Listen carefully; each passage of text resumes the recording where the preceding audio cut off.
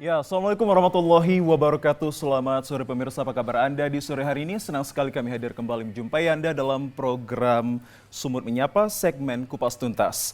Pemirsa, kawasan perairan yang luas serta kekayaan sumber daya perikanan dan kelautan yang melimpah ternyata belum 100% bisa dinikmati oleh para nelayan kita yang berada di Provinsi Sumatera Utara.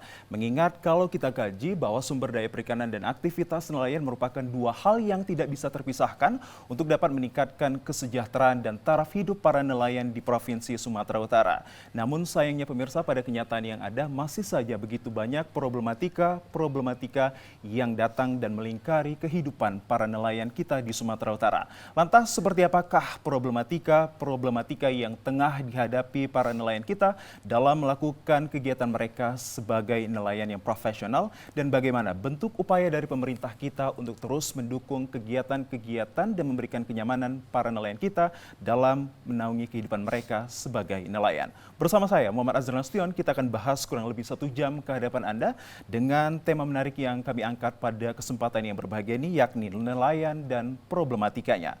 Untuk itu pemirsa, kami harapkan kehadiran Anda untuk hadir dan berpartisipasi di telepon interaktif kami di 0811 6100 386, sekali lagi 0811 6100 386 dengan tema menariknya nelayan dan problematikanya. Dan tentunya pemirsa, telah hadir bersama kami narasumber hebat yang akan berbagi informasi terkait tema kami. Yang pertama saya langsung perkenalkan ke hadapan Anda, kita langsung berkenalan kepada yang terhormat Bapak Hamdan Syukri Siregar SOS MM selaku Kadis Kelautan dan Perikanan Sumut. Assalamualaikum, selamat sore Pak. Assalamualaikum warahmatullahi wabarakatuh. Pak Azri. Kabar baik Siap. Pak? Baik, alhamdulillah. Alhamdulillah kabar baik, dan begitu juga kita harapkan kepada pemirsa selalu baik ya Pak. Siap.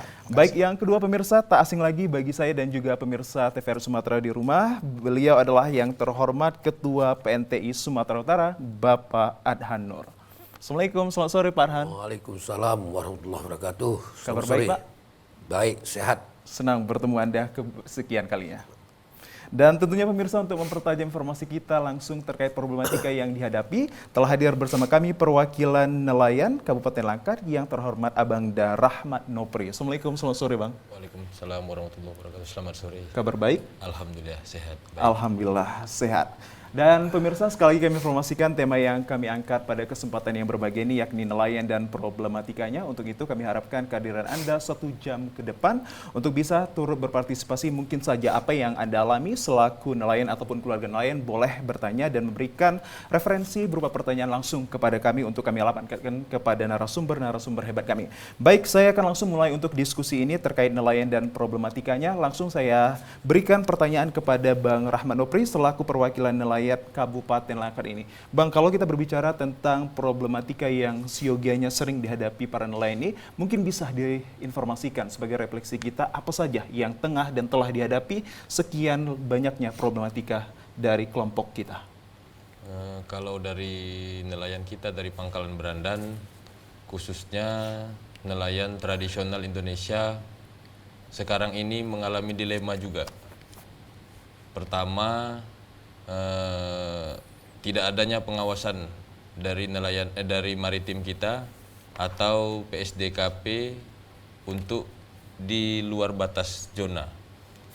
Yang kedua, kurangnya terumbu laut atau terumbu karang untuk nelayan kita.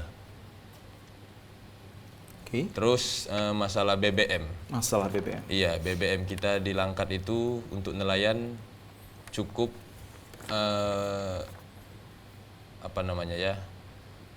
cukup kurang gitu, kurang cukup untuk nelayan kita untuk melaut, karena cukup nelayan kita itu cukup banyak, jadi BBM-nya cukup kurang gitu. Kebutuhan terkait BBM ini cukup banyak untuk mensupport segala sesuatu aktivitas dari nelayan tersebut. Iya. Baik, ada 3 hal mungkin yang menjadi segmen awal ini untuk kita perbincangkan di hadapan orang-orang hebat ini. Saya mau untuk mengkaji terlebih dahulu, boleh tahu Bang Nopri ini berprofesi sebagai nelayan ini sudah berapa lama? Kalau nelayan lebih kurang 14 tahun. 14 tahun. Iya. Dan problematika di antara yang ketiga ini, problematika yang seperti apa saja yang sering Abang hadapi, yang paling dominan? BBM. BBM. Iya, terus yaitu pengawasan juga. Saya kan nelayan pancing. Tidak ada yang merusak terumbu karang, tidak ada.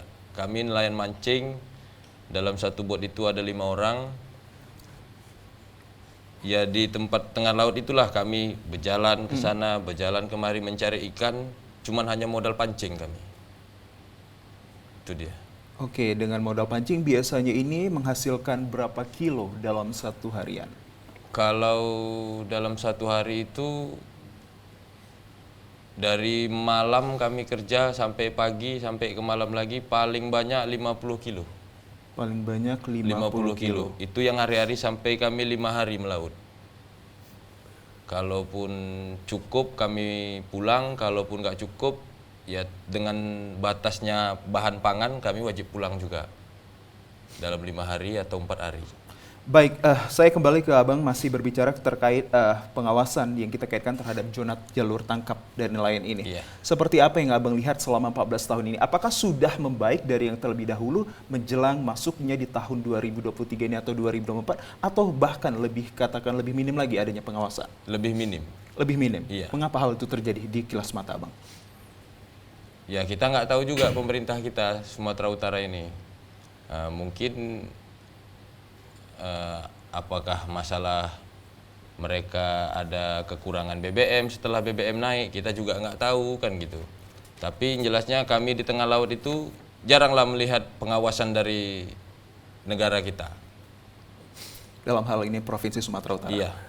Baik, kalau begitu tahan sebentar Bang Rahman Opri, saya akan mengkaji dan mencari informasi lebih mendalam kepada Kadis Kelautan dan Perikanan Sumut, Bapak Hamdan Sukri Siregar, yang mana seyogianya telah mengetahui ada 3 hal yang dikemukakan oleh perwakilan nelayan kita Bang Rahman Opri. Yang pertama terkait pengawasan zona, yang kedua terumbu karang, dan ketiga BBM, di mana BBM ini menjadi dominan problem yang sering dan tengah dihadapi dari kelompok mereka. Tanggapan Anda selaku Kadisnya, seperti apa ini? Baik, terima kasih Pak Ajril. Dan Dinas Kelautan dan Perikanan juga berkembang, nomenklaturnya sesuai dengan perkembangan zaman juga.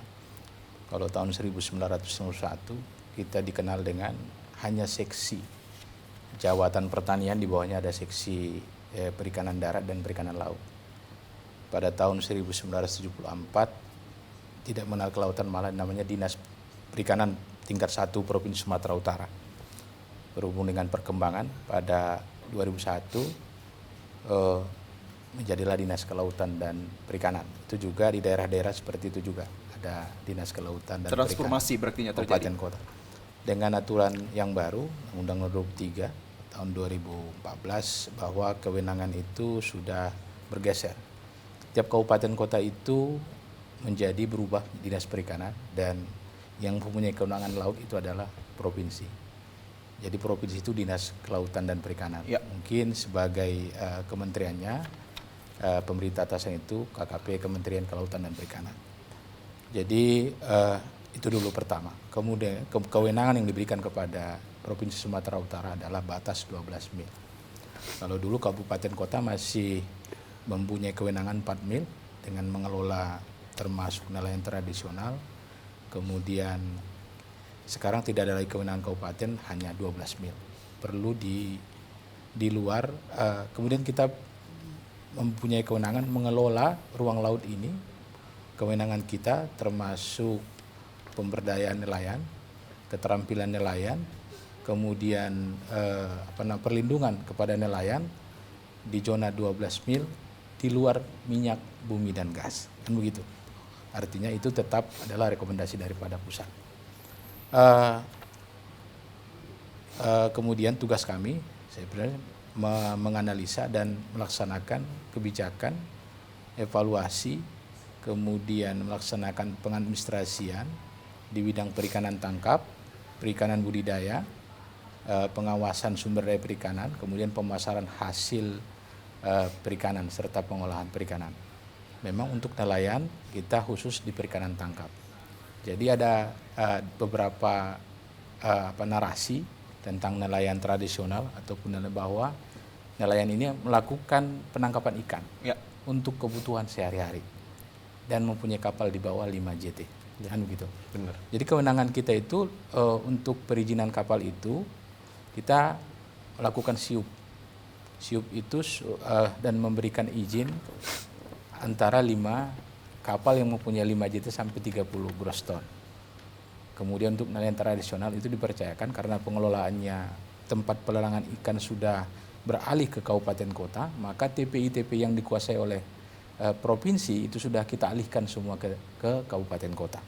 Dan nelayan tradisional ini biasanya di bawah 5 GT. Nah, itu juga mereka juga sebenarnya bebas menangkap dimanapun, tidak punya zona. Perkembangan terakhir tentang penangkapan ikan terukur PIT yang dilakukan oleh Bapak Menteri yang baru sekarang, bahwa ada namanya penangkapan ikan terukur dari ekonomi biru, termasuk perluasan konservasi alam 30%, penguasaan konservasi alam, kemudian PIT, penangkapan ikan terukur, kemudian ada pengembangan budidaya untuk ekspor, pengembangan kampung nelayan, dan yang terutama yang berkembang adalah PIT sekarang. PIT ini bertujuan untuk membagi zona dan kuota. Kenapa? Karena kita sadari bahwa untuk kuota nelayan sekarang untuk zona, kita negara mengatur tentang zona dan kuota. Di mana dia menangkap, kuotanya seperti apa per tahun. Jadi tidak diberikan lagi retribusi di awal. Tapi dulu dengan Kuota yang dimaksud kuota tangkapan. kuota tangkapan. Oke. Jadi ada kuota tangkapan yang berdasarkan evaluasi mereka mandiri. Berapa mereka bisa menangkap ikan sesuai dengan logbook mereka, buku mereka, di sana ada diisi-isi semua. Artinya ada aplikasi yang diisi, kemudian akan ada kuota misalnya 10.000 ton per tahun gitu kan. Atau berapa ribu ton per tahun per kapal gitu kan. Itu untuk nelayan 5 JT dan sampai 30. Sekarang juga bukan hanya kewenangan kita, tapi berangsur-angsur kewenangan itu juga diambil alih oleh KKP, oleh Kementerian Pusat. Kenapa? 5 GT juga kalau mau migrasi di atas 12 mil silahkan mendaftar ke pusat. Jadi tidak ada aturan yang saya pikir sekarang berbeda dengan aturan yang sudah ditetapkan dalam undang-undang. Itu siapa yang mau berimigrasi menangkap ikan di sebelah 12 mil silakan nyebrang perizinannya. Nah, itu satu. Kemudian untuk khusus nelayan tradisional sekarang diperkenankan bahwa mereka dulu hanya terdaftar di kabupaten kota. Jadi terdaftar kapalnya di kabupaten kota. Sekarang harus EKBK. EKBK itu mereka mendaftar secara digitalisasi, secara elektronik EKBK. Nanti akan dikeluarkan kuota juga. Akan tetapi tidak dipungut pajak. Jadi sekarang yang berlaku untuk penangkapan ikan terukur untuk Indonesia itu adalah pajak hasil sesudah penangkapan.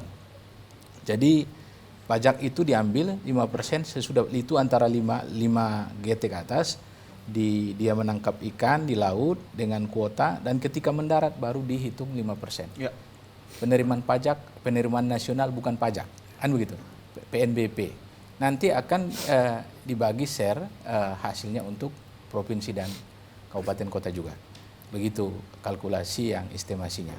Baik, kita masuk ke nelayan tradisional, sudah saya sampaikan tadi secara teorinya. Problematikanya betul, mungkin saya tidak membaca di 12 mil. Nanti memang kita sangat sepakat bahwa nenek moyang kita adalah seorang pelaut. Ya. Tidak ada takutnya nelayan tradisional ini. Ya. Mereka yang penting problem bukan persoalan bagaimana menangkap ikan, tapi bagaimana hidup dan pulang membawa hasil. Kan begitu, itu sebenarnya secara ekonomi. Kadang-kadang di zona ini tidak mendapat ikan, akan lakukan terus berpindah sampai dengan mungkin batas yang memang melanggar wilayah artinya. Karena seharusnya kan secara teori kalau di pantai di Samudra Hindia Belanda WPP 572 itu mungkin zona ekonomi eksklusif berlaku di Ras Melu. Karena memang luas lautnya. Akan tetapi kalau di WPP Samudra Hindia di pantai timur dan Selat Malaka itu memang tidak zona ekonomi eksklusif dari kesepakatan batas laut. Karena memang tidak sampai 200 mil gitu. Nah, kadang-kadang kita menghitung apakah dari garis pantai terluar atau garis pantai ini menjadi kadang-kadang menjadi masalah bagi kita. Memang kalau betul tadi memang perlu kita sosialisasi lagi, baik secara teritorial yang dikuasai oleh TNI Angkatan Laut, dan pengawasannya memang sekarang di PSDKP itu bidang pengawasan itu berada di di Kalau kita di sini Belawan ya, di PSDKP Belawan dan Lampulo, kalau wilayah Sibolga ya Bang, PSDKP Lampulo. Sementara Dinas Kelautan dan juga mempunyai grup PSDKP, kan tetapi terbatas di 12 mil. Ya. Jadi aktivitas 12 mil yang kita lakukan pengawasan. Sebenarnya kalau secara teori nelayan tradisional ini sebenarnya cukup bahagia. Ya, Kenapa bahagia? Tidak membayar pajak, Ya. bebas melakukan penangkapan di mana-mana. Kemudian mungkin, tapi secara teori itu lihat bahagia, tapi secara kemampuan tentunya kan mereka akan kalah dengan kapal-kapal yang modern modern. Nah, itu yang menjadi buat batasan. Kemudian informasi saat ini kalau masalah pengawasan itu mungkin kita juga sepakat bahwa pengawasan ini masih kurang ya, terkait dengan persoalan manajemen sumber daya manusia dan kemampuan sarana prasarana kita. Tidak melulu juga kapal itu harus berada di garis pantai berkeliling-keliling kan, tetapi kan juga dia kalau dia mau berlayar juga harus ada operasional yang layak. Kan tetapi kita berharap bahwa permasalahan itu bisa bagaimana kita memberdayakan nelayan kita, keterampilan mereka dan pemahaman mereka. Dan memang itu yang harus kita lakukan dari pemerintah pusat maupun daerah. Baik, sebelum kita beralih ke yang lain, Pak, saya terkait masih zona dan kuota ini dari katakanlah batas 12 mil kewenangan Provinsi Sumut dan juga kabupaten kota ini tidak ada lagi. Apa yang menjadi perbedaan ketika zonanya itu pada kabupaten yang katakan Bapak tadi sekitar 4 atau 5 ya Pak? Ya. Itu dan juga di 12 mil ini. Apa yang menjadi perbedaan mendasarnya? Perbedaan mendasar dulu kan berada di kewenangannya di 4 mil. Sekarang karena ada permasalahan yang memang antara kabupaten juga menjadi permasalahan sekarang. Misalnya di daerah Batubara dan daerah Serdang Bedagai, ketika dikuasai kabupaten kota menjadi terlalu sedikit zona wilayahnya. Iya benar Pak. Ada terjadi perbedaan. Sekarang kalau untuk Sumatera Utara kan memang bebas mau kemana pun istilahnya mereka menangkap ikan. Apakah dengan 12 mil ini dan kabupaten kota tidak ada lagi ini menguntungkan kepada nelayan kita atau seperti apa? Permasalahan tetap masih ada. Kan tetapi kalau kita mengklaim bahwa tidak ada lagi batas kewenangan antara, kalau misalnya Kota Tanjung Balai hanya mempunyai luas laut seberapa misalnya dari Sergei protes ketika kapal dari Tanjung Balai mau ke Sergei, itu kan ada batas-batas wilayah sebenarnya. Zona itu itu sangat menguntungkan, akan tetapi memang kalau secara masalah tradisional, apalagi nelayan tradisional misalnya menangkap ikan kapal cumi dan kapal kerang misalnya, itu masih jadi masalah sebenarnya. Kan tetapi kan inilah perlu kesadaran kita di nelayan ini, saya pikir perlu penguatan nelayan. Baik, terima kasih informasinya. Apakah juga nanti dari Ketua PNT ini memandang bahwa terkait zona maupun kuota yang telah disepakati ini memberikan dampak keuntungan bagi para nelayan dan juga kelompoknya? Sesaat lagi pemirsa kami akan hadirkan.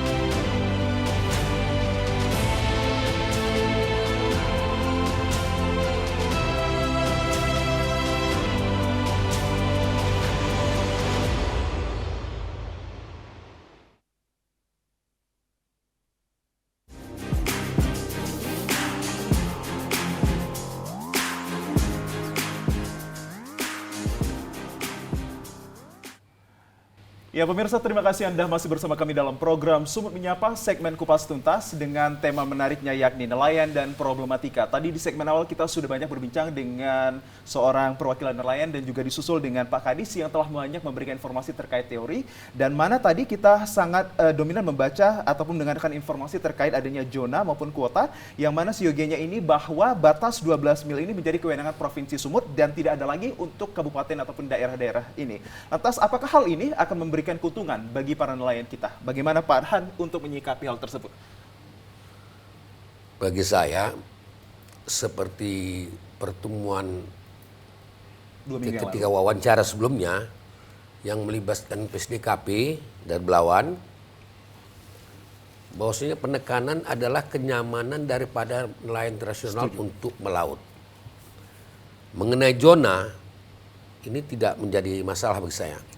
Yang penting kenyamanan nelayan ketika melaut, mereka merasa aman, tenang, tidak ada ditangkap nelayan kita, yang mana kita ketahui bahwasanya nelayan kita ini tangkap, permasalahannya ada yang mengatakan bahwasanya nelayan-nelayan itu aja ditangkap. Tapi kenyataannya ada juga nelayan lain yang tidak pernah ditangkap. Kenapa? Saya sampaikan kepada Dirjen PSDKP bahwasanya masalahnya pengetahuan daripada nelayan yang kita dapat informasi, kurangnya pihak pengawasan daripada pihak kita. Terutama mungkin dari yang terkait masalah pengawasan ya. Kalau Airut itu batasnya 12 mil. Ya. Ya. Mereka tidak terlibat. Yang punya wewenang 12 mil ke atas ini kan adalah Kementerian Kelautan dan Perikanan. Angkatan Laut terlibat itu kan. Jadi ketika kita bertanya, pihak kementerian sendiri pun tidak cukupnya mereka mengawasi daerah perbatasan ini karena kurangnya dana operasional. Jadi kalau sepanjang ini tidak ditingkatkan pihak pengawasan dari kita di perbatasan ini, maka yang berkuasa penuh itu adalah pihak Malaysia sendiri. Asing. Malaysia lah kita bilang, karena ini yang menangkap ini sering adalah pihak Malaysia. Ya. Ini kenyataan, real. Jadi sebenarnya nelayan kita ditangkap ini pada saat di daerah mencapai daerah abu-abu. Zona eksklusif. Zona eksklusif. Nah, yang ada pengawasan ada dari pihak Malaysia. Baik, sebelum kita berlanjut Pak, kalau berbicara terkait banyaknya para nelayan kita yang tertangkap dari pihak asing, bukankah sosialisasi dan edukasi juga sudah masif diberikan dari sebelum-sebelumnya, mengingat zona kita ada yang pembatasannya? Sudah kita sampaikan, baik melalui TPRI sendiri. Pengarahannya melalui TPRI ketika wawancara sudah kita sampaikan. Tapi kan ini berulang kembali. Ini terakhir informasi saya dapat 17 orang nelayan kita yang ketangkap. 17 nelayan langka terjaring patroli polisi di Raja Malina. Ya.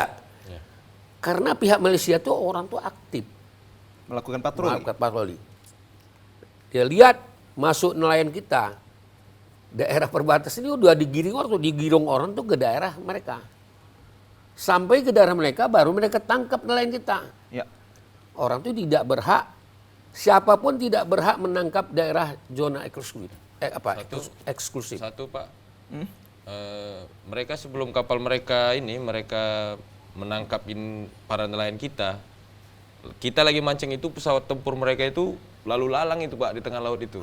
Oke. Tiba mendarat nanti pesawat itu tiba-tiba sebentar aja itu kapal maritim itu sebentar aja nyampe ke tempat kita. Ya. Padahal itu masih kayak saya yang melaut masih di wilayah kita. Oke. Digiringlah sama mereka karena kita takut bersalah, karena kita nggak punya pengawasan, ya namanya digiring, ya kita ikut. Terakhir ya disitulah nanti kita ketangkap. Jadi seakan-akan bahwa nelayan kita adalah nelayan yang empuk, nelayan yang untuk makanan mereka. Kan saya sampaikan sama PSDKP, yang nelayan kita kena tampar, Ya, yang dicampakkan, yang botnya dilanggar, ditenggelamkan orang tuh. ada. Yang menenggelamkan tuh bukan pihak maritimnya, pihak dari nelayan orang sendiri. Benar.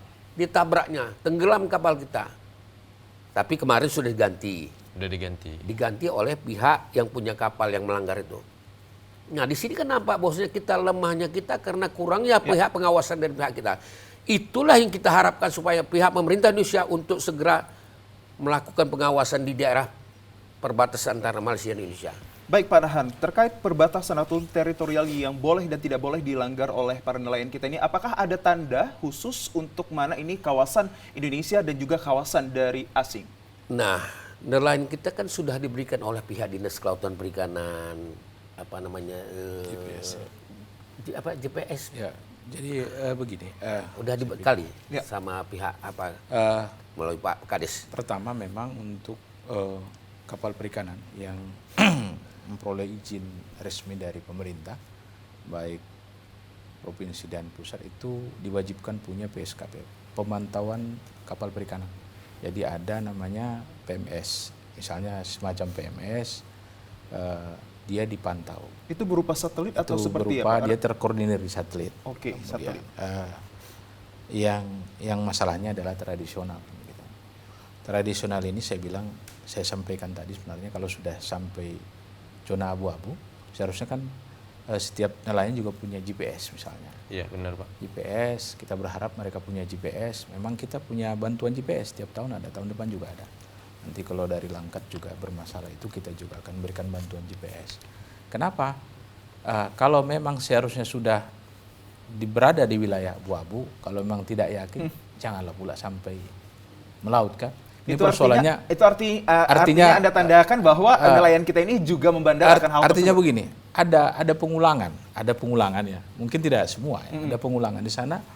Kalau kita hitung sekarang nelayan kita ada di Malaysia itu mungkin mereka lebih lengkap sarannya seperti tadi, pengawasan mereka lebih baik. Ada sekitar 80-an yang di sana. Memang kita diurus oleh Konjen KBRI misalnya, KKP, dan mungkin organisasi nelayan yang memang cukup aktif di Sumatera Utara. Dan setiap problema itu memang organisasi-organisasi ini cukup respon dan cukup bisa melaporkan informasi ke pemerintah apa yang terjadi. Kita juga mendapat informasi langsung dari KKP misalnya, Konjen berhubungan dengan KKP. Kita berharap memang pengawasan di luar 12 mil ini yang menjadi kewenangan oleh pemerintah, Kementerian Kelautan khusus ada bidang pengawasan, dan mungkin TNI Angkatan Laut. Kita berharap lebih instan, lebih memastikan. Kalau kita hitungnya itu milnya itu dari garis pantai mana dulu, kita harus sepakat dulu. Kalau kita kan memang garis pantau kita hitung ketika air surut ya Bang. Air surut kita 12 mil. Mungkin di luar itu sudah menjadi kewenangan oleh pemerintah pusat. Nah, ini jadi masalah bagi kita. Kita berharap, sangat berharap juga, bukan sebenarnya mengecilkan tradisional. Tradisional ini memang karena semangatnya mau mencari ikan, mau untuk menghidupi keluarga, benar, Pak, mereka kadang-kadang memang sangat berani. Oke. Tapi Kami ini Pak Pak gini Pak. di sini kan bilang sehat ini kan. Saya kembali ke Pak Rahan terkait tadi adanya bantuan fasilitas yang setiap tahun diberikan kepada pihak terkait. Karena itu juga tidak terlepas, karena untuk zona laut itu kita hanya mempunyai 18 kabupaten. Ya, dari artinya 35 pemberian kabupaten. tersebut sebagai penanda untuk diketahui zona dari Indonesia. Kita berharap bahwa dengan GPS itu, dengan keadaan mil tertentu yang sudah diketahui oleh nelayan. Tahan sebentar Pak Kadis, kalau gitu Bisa tarik diri kan begitu. Pak Han, kalau apa yang disampaikan oleh Pak Kadis kita bahwa setelah diberikan bantuan fasilitas GPS ini, mengingat bahwa hal tersebut menjadi penanda untuk diketahui para nelayan kita saat melakukan operasional mereka. Betul. Apa yang disampaikan oleh Pak Kadis banyak betulnya. Ya. Artinya dengan ada GPS tadi, nelayan tersebut mengetahui bahwasanya mereka adalah sudah di daerah abu-abu. Ya. Tetapi jika ada pihak pengawasan dari kita, kalian pulang. Ini udah mendekati daerah perbatasan yang terlarang. Tapi oleh karena mereka tidak ada pengawasan dari pihak kita, orang tuh jalan terus. Tapi ini artinya coba-coba dong untuk nelayan kita untuk menembus batas yang Bisa telah diberikan dicoba, meskipun sudah ada GPS. Bisa jadi coba-coba. Karena kurangnya Ya gitu tadi Pak. Karena ikan untuk ditangkap di daerah kita kurang. minimnya. Opri? Minimnya. Ya. Disebabkan Oke. mereka di Malaysia sana, orang ini udah diadakan sebagai tempat penangkapan ikan berupa Tempat terumbu mainnya karang ikan. atau katanya apa namanya? Punjam. Puasan. Iyalah tempat bermain ikan lah. Tempat bermain kumpulan ikan. Kembang biak ikan kan. Sementara tempat kita nggak ada. Jadi begini, ada. Sumatera Utara telah menetapkan kawasan konservasi 142 hektar untuk seiring dengan PIT ini, tadi kan saya sampaikan bahwa 30% kawasan Indonesia ditargetkan untuk menjadi kawasan konservasi. Kawasan konservasi harus dilindungi dari penangkapan ikan. Kalau Oke. tradisional silakan. Kalau tradisional boleh. Boleh. Jadi begini, ada di Halewa, ada di Nias Utara, Nias Selatan, di Tapteng 80 hektar, di Pulau Berhala 30 hektar. Ini dilindungi oleh keputusan menteri. Di sinilah tempat beranak dan bertelur ikan. Ini kawasan konservasi ini akan tetap kita tingkatkan supaya memang kita targetkan dari kawasan konservasi ini ikan beranak, ikan bertelur. Diseminasi ikan lebih Bahwa banyak pula. Pengelolaan terumbu karang, pengelolaan mangrove terjadi di sini. Akan tetapi nanti kita berharap bahwa dari kawasan konservasi inilah ikan ke lautan bebas. Karena di sini perlindungan. Ya. Jadi memang kita masih kawasan pulau-pulau yang ada, terutama di Nias, Tapteng di pulau yang dilindungi kemarin untuk jadi juga merupakan zona wisata juga. Zona wisata, zona tempat. Kita berharap ini memang baru dimulai. Capman ini Bang, baru sekitar setahun ini. Ya. Jadi untuk ke depan memang itulah tadi penangkapan ikan terukur itu ada zona dan lokasi penangkapan, ada kuota. Tapi memang untuk nelayan tradisional ini memang hanya disarankan EKBK itu pendaftar dengan elektronik bahwa supaya kita terpantau. Realisasi EKBK ini kapan ini Pak? Sudah dimulai. Sudah mulai. Di kabupaten kota. Dan ini sudah menyebar kepada kabupaten kota yang ada di 33 kota kabupaten Sumatera Utara ya? Memang tindak lanjutnya saya lihat masih progresif sedikit lah, progresnya masih sedikit. Jadi memang pemberdayaan kelompok nelayan ini bukan hanya kabupaten kota, pemberdayaan kelompok, tapi kita juga provinsi konsen terhadap pemberdayaan kelompok ini. Kita juga tahun depan akan mencoba memberikan keterampilan bagi nelayan. Ada beberapa kegiatan pelatihan untuk penangkapan ikan dan keterampilan nelayan. Baik. Karena begini, kita sepakat bahwa nelayan tradisional adalah nelayan yang mempunyai kapal di bawah 5 JT itu, dengan alat tangkap yang tradisional. Kan tetapi sekarang di Sumatera Utara banyak nelayan mengaku nelayan, tapi dia sebenarnya ABK ya Bang, anak buah kapal, anak buah kapal. Tapi ketika dia kembali di kampung nelayan itu, dia menjadi seorang nelayan. Malah dia punya, sekarang nelayan itu oleh negara disertai dengan keluarnya kartu kusuka ya Bang. Ada penanda. Ada penanda. Maka Sumatera Utara tahun lalu juga tahun ini menargetkan 6.000 perlindungan asuransi. Ketika terjadi permasalahan di laut ataupun di rumah akibat sakit juga, kita berharap bahwa perlindungan asuransi ini bisa kita lindungi. Seperti itulah rencana kita untuk tahun lalu juga sudah dilaksanakan dan tahun depan akan tetap kita lanjutkan. Baik, itu dari Pak Sukri Siregar selaku Kadisnya terkait pemberdayaan yang akan diberikan ataupun yang tengah diberikan kepada para nelayan nantinya berupa perlindungan juga. Saya masih berbincang kepada Pak Hans sebelum ke Bang Nofri ini terkait minimnya tadi bahwa Pak Kadis bilang banyaknya nelayan kita ini yang masih mencoba-coba untuk keluar dari batas teritorial kita meski sudah ada GPS ini. Karena hal tersebut terjadi karena minimnya produksi ikan? Ya. Benar. Jadi saran saya kepada pihak Kementerian Kelautan untuk membuat terumbu karang. Oke. Satu lagi rumpun nama istilahnya rumpun atau tuasan. Tuasan, kalau kita orang bilang tuasan. Lain itu tuasan. Tuasan ini tempat bermain ikan. Jadi jangan seperti yang kemarin, yang lalu-lalu, tapi tidak ada Sumatera Utara.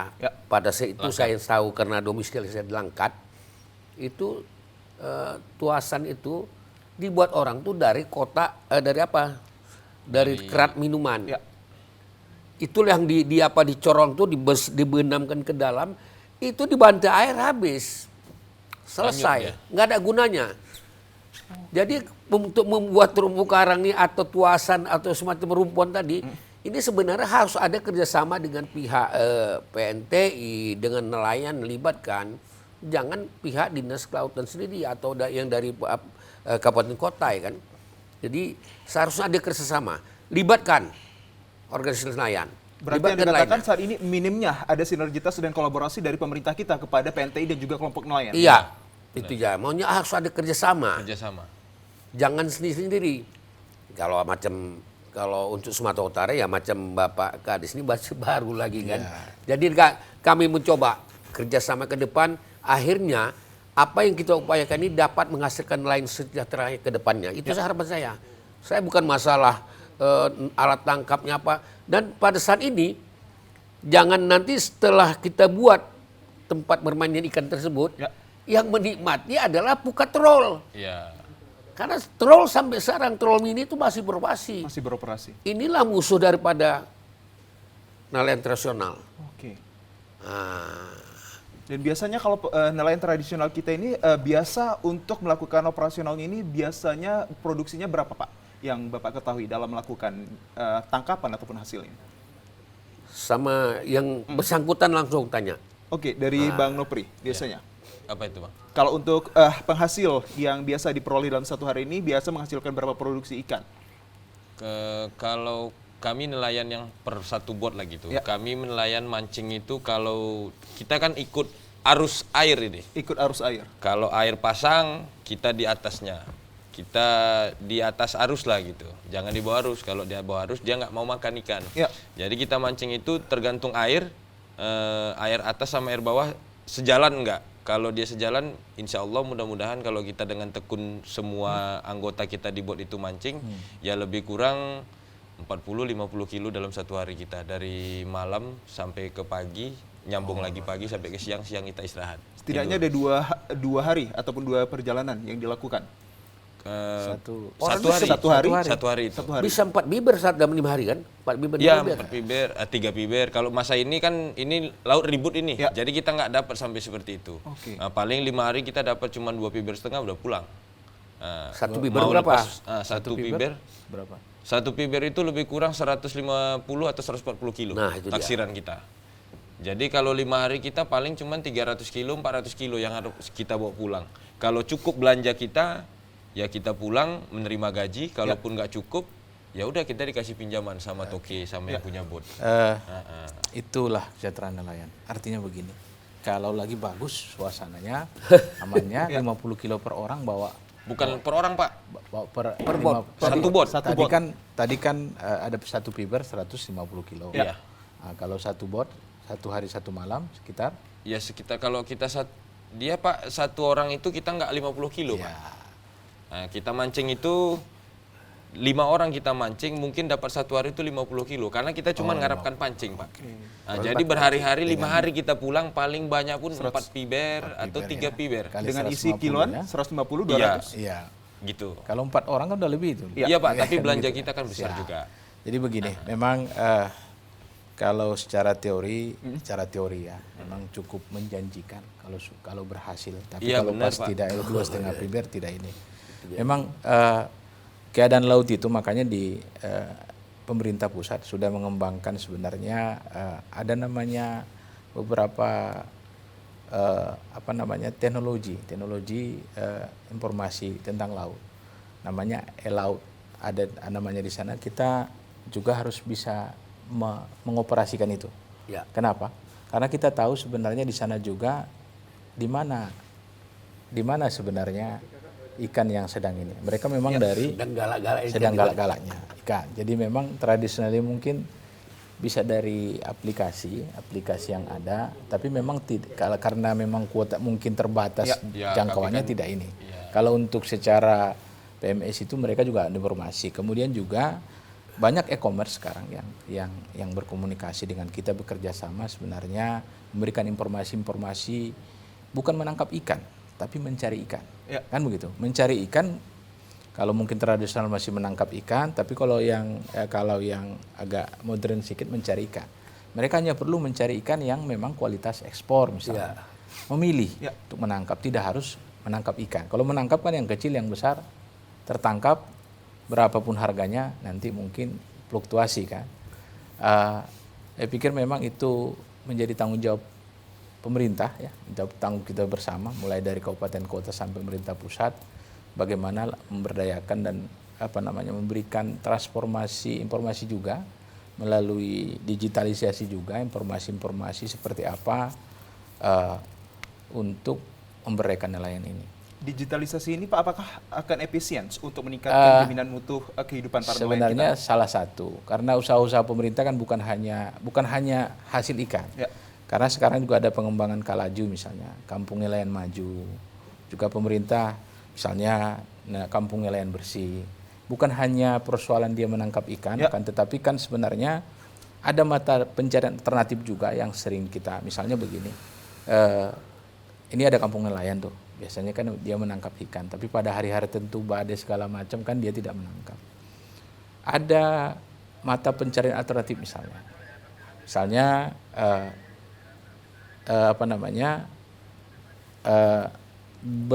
ada yang beternak darat, lele segala macam ada juga.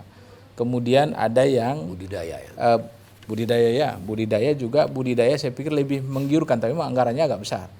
Misalnya budidaya memakai KJA ya.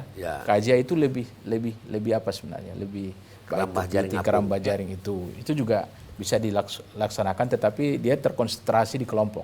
Tapi bukan tidak mungkin ketika dia mengutamakan kelompok, bantuan-bantuan itu hadir. Dan bahkan kelompok itu kan misalnya harus terdaftar di kabupaten, kemudian kita mengajukan proposal seperti apa alternatif itu gitu kan. Ketika di laut itu tidak ada ikan, kita sepakat bahwa sekarang perlindungan laut itu sangat minim dan ikan itu hampir tidak ada di laut karena perlindungan laut kita sangat minim sekarang, sangat mengkhawatirkan. Akhirnya memang nelayan ini harus sampai ke Malaysia, ditangkap segala macam. Kalau kita sebenarnya Pak, maaf Pak, kalau kita sebenarnya nggak tahu itu wilayah Malaysia sebenarnya Pak. Karena di GPS kita itu nggak ada itu wilayah Indonesia dan Malaysia. Kita tahu mil kita dari kita mulai berangkat dari pesisir pantai Brandan, kita tahu itu 60 mil kita sebenarnya udah nggak boleh lagi. Kita 40 mil atau 50 mil. Itulah tempat kitanya mancing. Asal ke jangan kiri, kita menangkap ke kanan.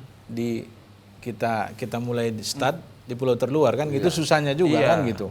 Yang susahnya kita menangkap bukan di batas pantai di dalam, tapi kita menghitungnya nanti kadang-kadang di pulau terluar kita. Ya, itulah kadang itu yang menjadi ngerti, masalah. Pak. Kadang kita kan nggak tahu. Ya, mudah-mudahan kita ngikut-ngikut sosialisasi air tadi, Pak. Siap. Kita nggak tahu terlanjut kita Nah, sambil itu dia, mancing Pak. nih.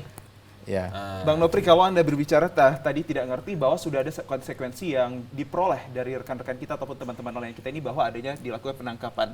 Bukankah itu menjadi bahwa salah satu informasi bahwa Anda telah melanggar teritorial? Ya kalau itu kita nggak tahu mereka kawan ini tadi tertangkap di sana, kita nggak tahu wilayah mereka. Cuman setahu saya kita kan pakai HT nih atau telek nih. Di mana posisi mereka, kita tahunya kita itu masih di posisi kita di laut Indonesia berdasarkan GPS. Berdasarkan GPS. Dari alat tadi sendiri mengembukakan atau menggambarkan bahwa Anda masih berada di daerah Indonesia. Di Indonesia. Namun kenyataannya? Ya kita nggak tahu kenyataannya. Tahunya kita mereka ditangkap oleh maritim Malaysia gitu. Makanya saya bilang mereka ini yang ketangkap ini mereka digiring. Menurut saya, Pak Arhan, apakah alat yang diberikan oleh pihak terkait ini belum efisien untuk menjamin perlindungan terhadap nelayan kita? Efisien. Lantas mengapa mereka tidak bisa untuk saling mengetahui bahwa batas mereka sudah lewat atau tidak? Karena tidak ada tidak tahu kejelasan. kita. Perjanjian antara Malaysia dan Indonesia. Baik, saya coba untuk ke Pak Kadis. Sudah. Pak, kalau melihat bahwa GPS ini bisa dibilang membantu sekali untuk para nelayan, namun pasti nyatanya minim. Membantu. Akan tetapi saya sampaikan tadi, saya tidak menyalahkan kita semua nelayan.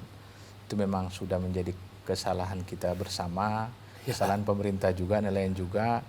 Karena tadi memang ya mungkin belum dapat ikan, mencari ikan terus, akhirnya memang ketemu kan gitu. Ya, itulah, kemudian pengawasan kita juga tentunya mungkin kita kurang sosialisasi. Ini kita akan coba sosialisasi di beberapa zona, terutama Selat Malaka lah. Dan ini dengan TNI nanti dan PSDKP pusat, kita coba informasikan lagi ke daerah juga bahwa zona karena berbeda daerah berbeda zona. Berbeda benar. Karena kalau di sini 40, di sana bisa 60. Kenapa? Mungkin luas lautnya yang mungkin dia teluk, kalau di sini mungkin ujung kan begitu. Benar. Jadi kalau kita pegang di sini 60, rupanya kalau kita mau ukur dari sana dia 40, kan begitu. Tapi sebenarnya itu yang perlu kita ketahui bersama bahwa di mana kita berada sebenarnya, di titik mana. Misalnya kalau di Langkat, apakah di Deli Serdang berbeda? Ini yang perlu kita pahami sama-sama. Kita takutnya ujungnya di sana, teluknya di sini berbeda pula. Berarti ini akan mengupgrade lagi terkait inovasi terhadap digital aplikasinya. Untuk nelayan tradisional memang ada keterbatasan, misalnya untuk GPS segala macam. Tapi kalau untuk 5 GT sampai ke atas, mereka udah punya sistem kapal yang mungkin akurat. sudah bisa diingatkan oleh alat komunikasi. Baik. Anda berada di zona yang salah. Baik. Anda berada di kuota yang salah. Baik. Sesuai dengan izin Anda. Baik. Tapi untuk tradisional itu yang kita harapkan. Saya coba untuk mendapatkan informasi dari Pak Han mengenai apa yang disampaikan oleh Pak Kadis kita. Jadi apa yang disampaikan Pak Kadis benar. Tapi bagi saya, kalau sepanjang ini tidak serius menanggapinya pihak pemerintah, maka kasusnya akan begini terus. Ya, karena saya tahu dari zaman berapa Kadis sudah berganti, permasalahan yang nelayan ketangkap ini dari dulu itu saja. Tiada hentinya. Tiada hentinya. Dan intinya bahwasanya ketangkap nelayan kita itu tersebut kurangnya pihak pengamanan dari pihak dinas dari pemerintah kita. Kurangnya. Bukan mereka tidak mengawasi, artinya kurangnya. Di saat pengawasan kita tidak ada, tapi pihak Malaysia pengawasnya ada, disitulah nelayan kita ketangkap. Dan mereka pada saat itu yang ada mengatakan ketika mereka sudah pulang, kita tanya, kami digiring ketua. Daerah-daerah yang mereka halau ke daerah mereka, setelah sampai daerah mereka baru mereka tangkap. Baik, itu untuk pemerintah kita. Kalau kita mengkaji terhadap personality dari kepribadian ataupun individual dari kelompok nelayan sendiri, apakah ada yang menjadi informasi Anda bahwa tadi kita sudah banyak berbincang terkait pemerintah yang kurang pengawasannya dari masyarakatnya sendiri? Dari masyarakat sendiri ya. Artinya ada juga yang bandal. Yang sudah tahu jalur mereka itu salah, tapi mereka tetap lakukan. Aksi nyata Anda selaku PNT seperti apa? Ya seandainya begini. Ini dah tahu mereka ini daerah bukan daerah ini. Tapi mereka melakukan penangkap ke sana karena banyak ikan di sana, maka mereka akan melakukan penangkap ikan di sana. Nah, kesalahannya kan karena nggak ada pihak pengawasan dari kita juga.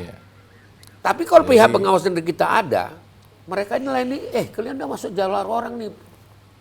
Dihalau. Balik lagi. Baik, tahan kembali Pak Arhan. Saya mencoba untuk mendapatkan informasi yang lebih dari Bang Rahmat Nofri ini. Seperti apa tanggapan Anda dari kedua narasumber yang telah memberikan sumbangsi positif pemikirannya?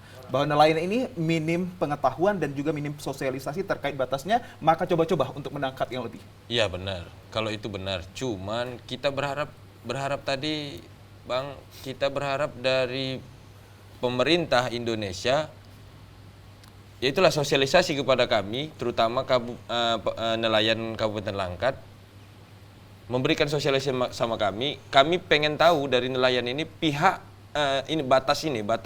batas zona ini sampai di mana kami harus tidak boleh melaut ke sana lagi. Dari awal sampai akhir ya? Iya. Oke. Dari bibir pantai Pangkalan Berandan sampai ke tengah itu berapa mil kami harus melaut. Dan yang tidak boleh kami melaut itu di mana gitu. Dan satunya kalau bisa kami berharap dari pemerintah, tolonglah diberi kami sumber daya untuk beranaknya ikan. Itu tadi. Biar kami jangan sampai ke sana lagi, karena kami tidak tahu, kami lagi mancing, tiba-tiba kami udah teranyut. Ya kami nggak tahu juga ini di posisi mana. Apakah posisi kami yang di Indonesia, apakah posisi kami yang di Malaysia. Nanti tiba-tiba datang kapal Malaysia. Digiring kami nih. Awak Indo, tepi. Kami mana tahu tepi kami kemana nih? Karena kan laut ini di tengah nih Pak. Kami nggak tahu. Awak Indo, tepi. Ya kami ke tepi kemari, rupanya digiring ke arah mereka. Dan tidak Anda dan kelompok Anda berjibaku dengan sendirinya tanpa adanya pengawasan dari pihak pengamanan. Iya memang iya, nggak ada. Seperti apa Anda keluar dari masalah Anda itu? Ya kalau saya belum pernah sih ketangkap, saya belum pernah. Mungkin informasi dari rekan-rekan. Dari rekan-rekan, ya itu tadi. Awak Indo, tepi, kita masuklah. Kita nggak tahu nih ke tepi mana ini. Ya kita jalan aja dengan arah angin kita. Baik, tahan kembali Bang Nopri. Saya mencari informasi yang sangat sulit. Mungkin mengingat waktu kita sudah sedikit lagi. Luas wilayah Sumatera Utara itu 110.000 kilometer. Ya, artinya Pak dari kedua narasumber saya ini minimnya sosialisasi dan juga pengetahuan dari masyarakat saya pikir, kita. Sosialisasi akan tetap kita laksanakan, akan kita koordinasikan nanti dengan stakeholder yang ada. Kalau persoalan itu macam tadi kan sudah hilang arah, padahal ada GPS. Ya ada Pak GPS kita. Artinya kan tidak tahu di mana di tepi mana yang ini. Artinya kan itulah masalahnya. Itu sudah menjadi tanggung jawab kita semua. Kita juga berharap pemerintah agar lebih, karena laut itu hanya urusan pilihan, bukan urusan wajib di negara ini. Ini susahnya. Padahal 3/4 daripada negara kita adalah laut. Akan tetapi pengelolaannya masih urusan pilihan. Betul bahwa kita masih kurang sarana, kurang SDM. Mudah-mudahan ini bisa kita tingkatkan untuk tahun-tahun yang akan datang ke depan, seperti Pak Renur tadi. Tapi tidak mungkin juga kita mengawasi laut yang 110.000 luas ini. Kita memerlukan kesadaran daripada nelayan. Kita bagaimana nanti juga mudah-mudahan ada alternatif alternatif teknologi yang baru yang menyatakan pembatas itu di mana. Karena setiap wilayah dan lokal wilayah misalnya Langkat dan wilayah Sibolga itu berbeda nanti kawasan. Mungkin demikian. Menutup perjumpaan kita singkat dan padat, untuk perjumpaan kita pada hari ini apa yang Anda ingin sampaikan? Singkat dan padat aja, Pak Han. Harapan saya ke depan masalah masyarakat nelayan ini mohon diperhatikan oleh pihak pemerintah. Sehingga tidak terjadi permasalahan yang itu juga. Dan mohon kerjasama antara pihak pemerintah kepada organisasi seperti kami, dan juga sering memberikan arahan kepada masyarakat nelayan. Baik, dari Bang Nopri, tadi dari pihak pemerintah juga kita butuh kesadaran dari nelayan juga untuk tidak artinya tahu secara inklusif bahwa itu bukan batasan kita, maka kembali ke batasan kita. Seperti apa? Singkat dan padat kepada kelompok nelayan yang di rumah. Kepada rekan-rekan nelayan, kita berharap para pemerintah Provinsi Sumatera Utara akan memberikan terbaiklah untuk kita semua, agar kita tidak melewati batas ataupun sampai di zona eksklusif, supaya jangan ketangkap lagi ke Malaysia, supaya ingat memberikan kenyamanan ya. Iya, memberikan kenyamanan. Baik, saya ucapkan terima kasih telah hadir bersama kami 3 orang narasumber yang sangat saya hormati dan sangat kompeten untuk membicarakan akan hal ini. Yang pertama saya katakan terima kasih atas kehadirannya Bapak Adhan Nur dan juga Pak Kadis, Pak Hamdan, dan juga disusul dengan kehadiran perwakilan nelayan Bang Rahmat Nopri yang telah berbincang dengan saya dan juga melalui TVRI Sumatera Utara dalam hal tema yang menarik yakni nelayan dan problematikanya. Semoga memberikan solusi dan jawaban atas pemikiran kita pada tema yang sangat kita akui sangat menarik untuk dibahas hari ini. Terima kasih saya ucapkan, dan tentunya pemirsa kami ucapkan terima kasih pula atas kehadiran Anda. Kita akan berjumpa di episode selanjutnya. Saya Muhammad Azhar Nasution, seluruh kerabat kerja bertugas pamit undur diri. Assalamualaikum warahmatullahi wabarakatuh. Selamat sore.